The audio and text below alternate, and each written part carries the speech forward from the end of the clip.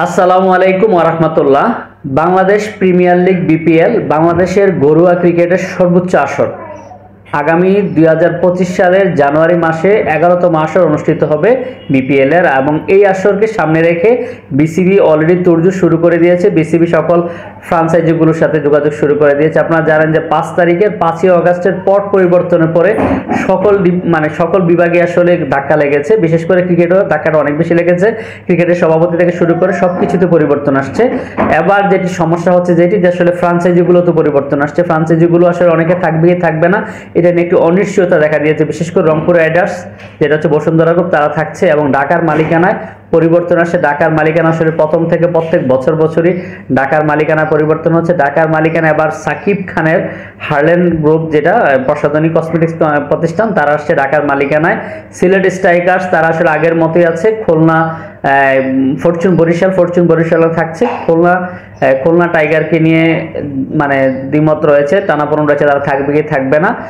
চট্টগ্রাম চ্যালেঞ্জার্সের মালিকানা পরিবর্তন আসছে। চট্টগ্রাম চ্যালেঞ্জার্সকে সরিয়ে দিয়ে এখানে নতুন মালিকানা আসতে যাচ্ছে। চট্টগ্রামের যে প্রথম বিপিএল এর প্রথম ও দ্বিতীয় সিজনে, যেটা 12-13 সনে যারা খেলেছিল, চট্টগ্রাম কিংস, তারা আবার আসতে যাচ্ছে এবার মালিকানা। এছাড়া সবচেয়ে বড় সমস্যা যেটি কুমিল্লা ভিক্টোরিয়ান্সকে নিয়ে, কুমিল্লা ভিক্টোরিয়ান্স থাকবে কি থাকবে না, এটা নিয়ে আসলে সংশয় দেখা দিয়েছে। বিশেষ করে কুমিল্লা ভিক্টোরিয়ান্সের মালিক নাফিসা কামাল এবার বাংলাদেশে না থাকার কারণে কুমিল্লা ভিক্টোরিয়ান্স পক্ষ থেকে আসলে কোনো রেসপন্স পাওয়া যায়নি। এখন যেটি তৈরি হচ্ছে নতুন একটি জটিলতা, যেখানে আসলে কুমিল্লা ভিক্টোরিয়ান্সের মালিকানা আমরা যেটুকু জেনেছি যে মিশর ভিত্তিক প্রতিষ্ঠান, একটা কনস্ট্রাকশন কোম্পানি ওরাসকম কনস্ট্রাকশন, তারা নিতে চাচ্ছে কুমিল্লা ভিক্টোরিয়ান্সের মালিকানা, এবং ওরিয়ন গ্রুপও কুমিল্লা ভিক্টোরিয়ান্সের মালিকানা নিতে চেয়েছিল। যদিও আমরা গত কয়েকদিন যাবৎ পত্রপত্রিকায় দেখছি যে খুলনা, বিশেষ করে রাজশাহী কিংস আবার ফিরছে। এটা আসলে আমরা চাচ্ছি না মন্টক, আমরা চাচ্ছি কুমিল্লা ভিক্টোরিয়ান্স থাক, তারপরে যা ইচ্ছা তা হোক।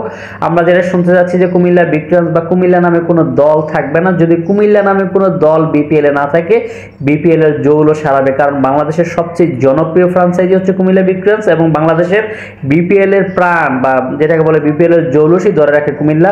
এবার এমনিতে আসলে কুমিল্লা ভিক্টোরিয়ান্স না থাকার কারণে বাংলাদেশ প্রিমিয়ার লিগ বিপিএল এর জৌলস অনেকাংশে কমে যাবে।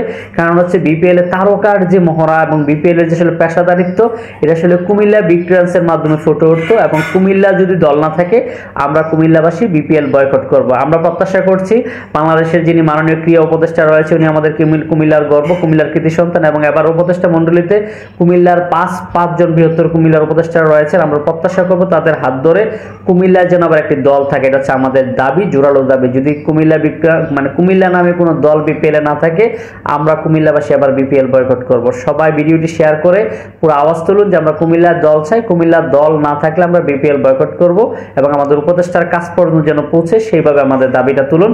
তো আপনারা যে যেখান থেকে দেখছেন মন্তব্য করে জানাবেন, বা আপনার একমত কিনা, আপনার কুমিল্লার দল চান কিনা মন্তব্য করে জানাবেন। বিদায় নিচ্ছি, কথা হবে পরে অন্য একটা ভিডিওতে। আসসালামু আলাইকুম ওয়া রাহমাতুল্লাহ।